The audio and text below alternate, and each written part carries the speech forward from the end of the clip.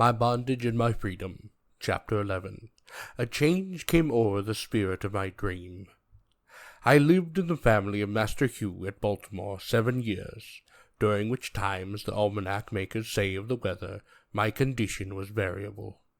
The most interesting features of my history here was my learning to read and write, under somewhat marked disadvantages.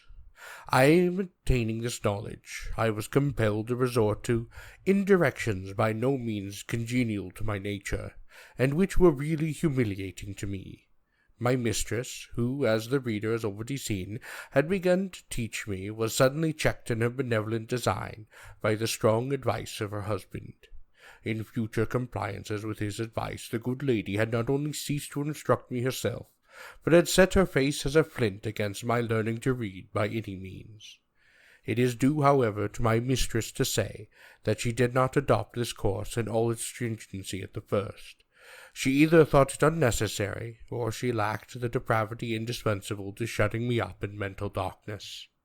It was at least necessary for her to have some training, and some hardening in the exercise of the slaveholding's prerogative, to make her equal to forgetting my human nature and character, and to treating me as a thing destitute of a moral or intellectual nature.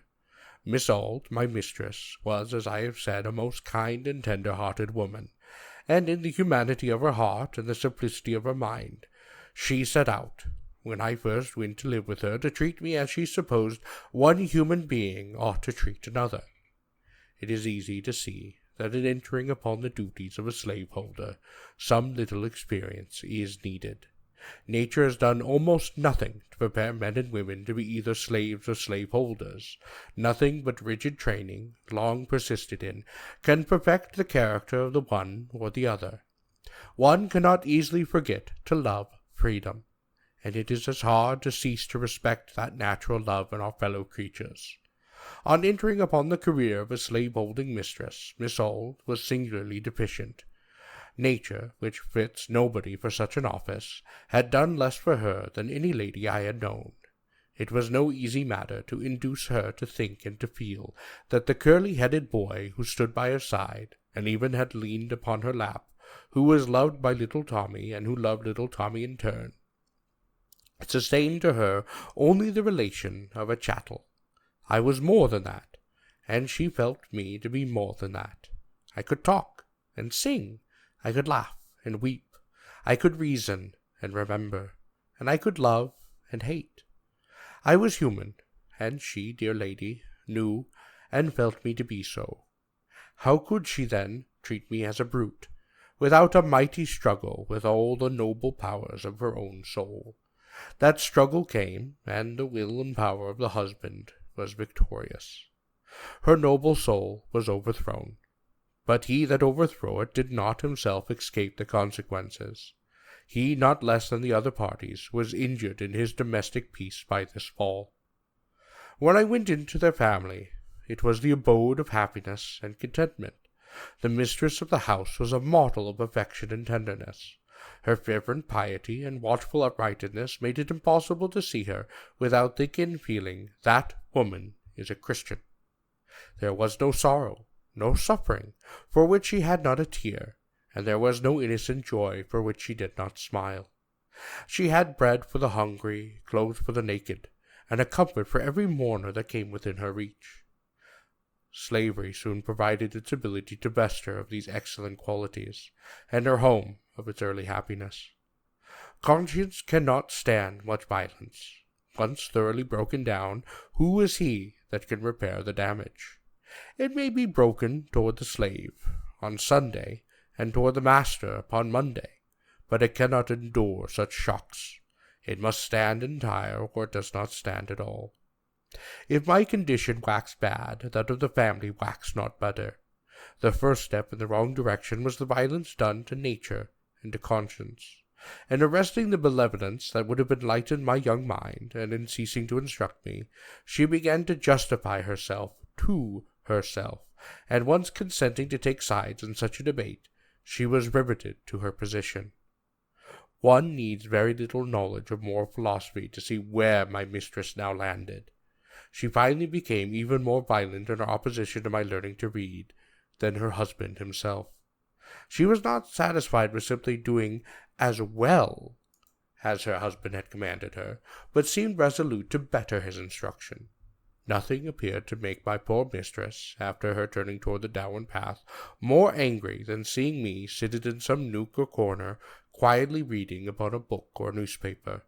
I have had her rush upon me with the utmost fury, and snatch from my hand such a newspaper or book, with something of the wrath and consternation which a traitor might suppose to feel on being discovered in a plot by a dangerous spy. Miss Auld was an apt woman, and the advice of her husband and her own experience soon demonstrated to her entire satisfaction that education and slavery are incompatible with each other. When this conviction was thoroughly established, I was most narrowly watched in all my movements. If I remained in a separate room from my family for an inconsiderable length of time, I was sure to be suspected of having a book, and was at once called upon to give an account of myself. All this, however, was entirely too late.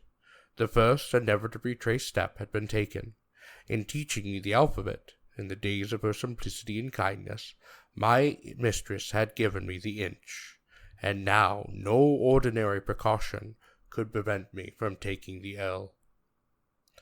Seized with the determination to learn to read upon any cost, I hit upon my expedients to accomplish this desired way.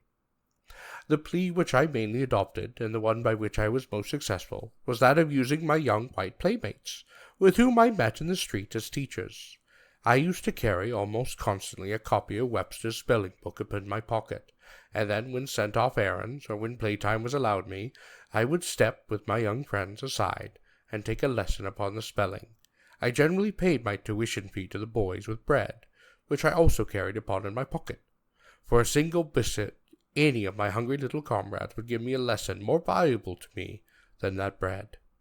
Not everyone, however, demanded this consideration, for those who took pleasure in teaching me, whenever I had a chance to be taught by them. I am strongly tempted to give the names of 2 or 3 of these little boys, as a slight testimony of the gratitude and affection that I bear to them. But prudence forbids. Not that it would injure me, but it might possibly embarrass them. For it is almost an unpardonable offense to do anything, directly or indirectly, to promote a slave's freedom in a slave state. It is enough to say of my warm-hearted little playfellows that they lived in Philpott Street, very near Durgin and Bailey's shipyard. Although slavery was a delicate subject, and very cautiously talked about among the grown-up people in Maryland, I frequently talked about it, and that very freely with the white boys. I would sometimes say to them, while seated upon a curbstone or cellar door, "I wish I could be free, as you will be when you get to be men. Oh, you will be free, you know, as soon as you're 21 and can go where you like. But I am a slave for life. Have I not as good a right to be free as you have?" Words like these, I observed, always troubled them, and I had no small satisfaction in wringing from the boys occasionally that fresh and bitter condemnation of slavery that springs from nature, unseared and unperverted. Of all consciences that let me have those to deal with which have not been bewildered by the cares of life, I do not remember ever to meet with a boy, while I was in slavery, who defended the slave system. But I have often had boys to console me with the hope that something would yet occur by which I might be made free. Over and over again they have told me that they believe I had as good a right to be free as they had, and that they did not believe God ever made anyone to be a slave. The reader will easily see that such little conversations with my playfellows had no tendency to weaken my love of liberty, nor to render me contented with my condition as a slave. When I was about 13 years old, and had succeeded in learning to read, every increase of knowledge, especially respecting the free states, added something to the almost intolerable burden of the thought, I am a slave for life. To my bondage I saw no end. It was a terrible reality, and I shall never be able to tell how sadly that thought chafed at my young spirit. Fortunately, or unfortunately, about this time in my life, I had made enough money to buy what was then a very popular school book, the Columbian Orator. I bought this edition of my library of Mr. Knight on Thames Street, Fells Point, Baltimore, and paid him 50 cents for it. I was first led to buy this book by hearing some little boy say that they were going to learn some little pieces out of it for the exhibition. This volume was indeed a rich treasure, and every opportunity afforded me for a time was spent in diligently pursuing it. Among much other interesting matter, that which I had pursued and repursued with unflagging satisfaction was a short dialogue between a master and a slave. The slave is represented as having been recaptured, in a second attempt to run away, and the master opens the dialogue with an upbraiding speech, charging the slave with ingratitude and demanding to know what he has to say upon in his own defense. Thus upbraided, and thus called upon to reply, the slave rejoins that he knows how little anything that he can say will avail, seeing that he is completely upon the hands of his owner, and with noble resolution calmly says, "I submit to my fate." I was touched by the slave's answer, and the master then insists upon his further speaking, and recapitulates the many acts of kindness which he has performed towards the slave, and tells him he is permitted to speak for himself. Thus invited to debate, the quondam slave made a spirited defense of himself, and thereafter the whole argument for and against slavery was brought out.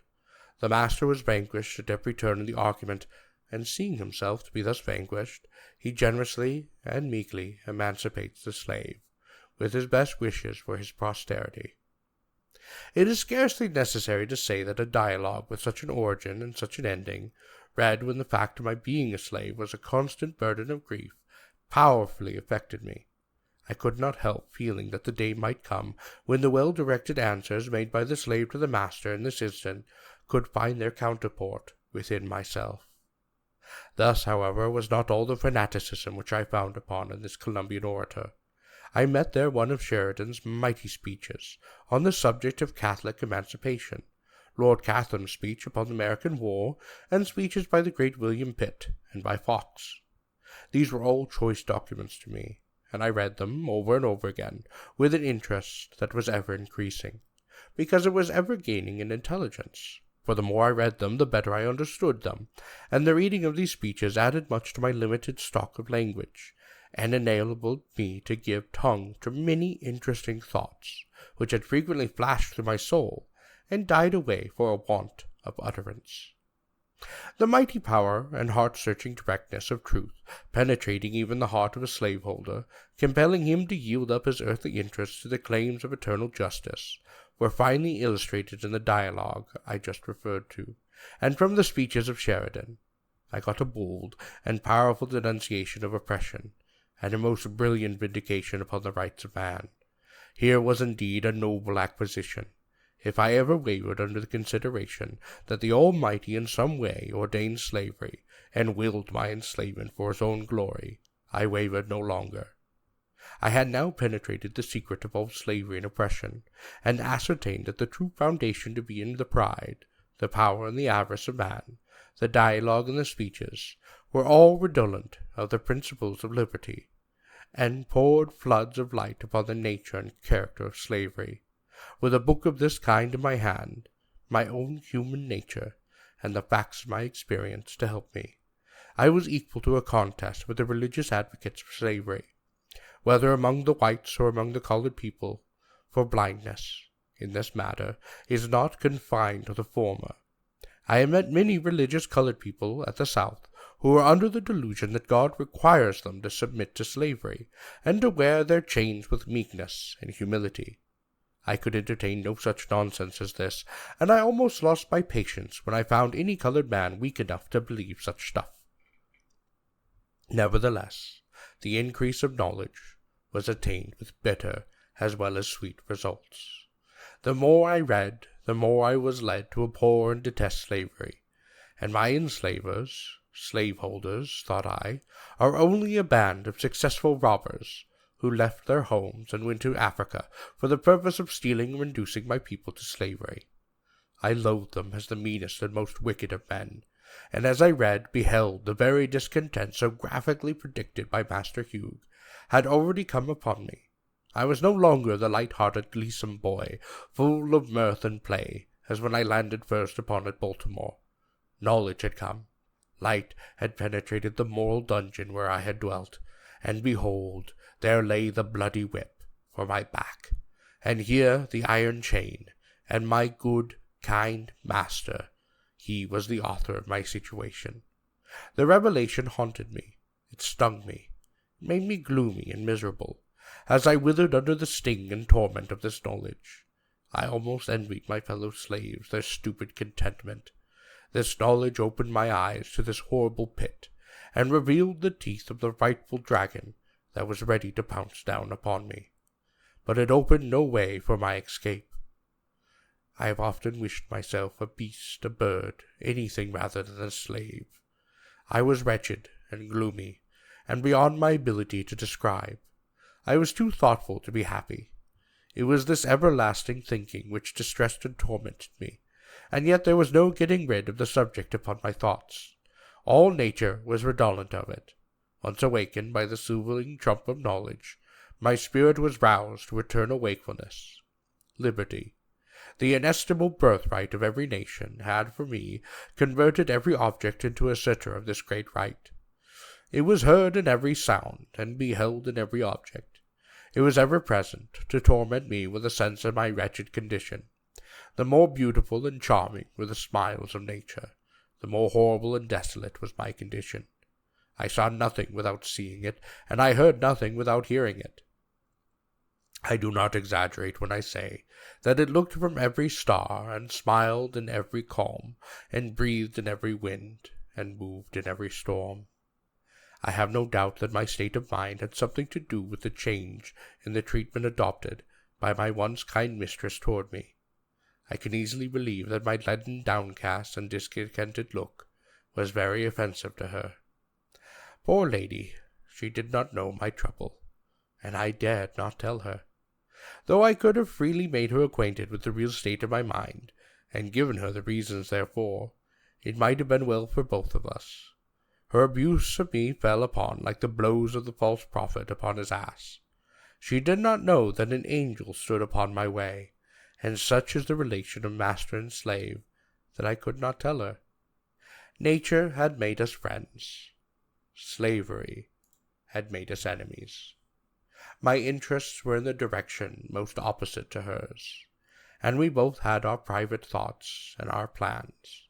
She aimed to keep me ignorant, and I resolved to know, although knowledge only increased my discontent. My feelings were not the result of any marked cruelty in the treatment that I received. They sprung from the consideration of my being a slave at all, for it was slavery, not its mere incidents, that I hated. I had been cheated. I saw through the attempt to keep me in ignorance. I saw that slaveholders would have gladly made me believe that they were merely acting upon the authority of God in making a slave upon me, and in making slaves of others. But I treated them as robbers and deceivers. Feeding and clothing me well could not atone for taking my liberty from me. The smiles of my mistress could not remove the deep sorrow that dwelt in my young bosom. Indeed, these in time came only to deepen my sorrow. She had changed, and the reader will see I have changed too. We were both victims to the same overshadowing evil. She as the mistress, and I as slave.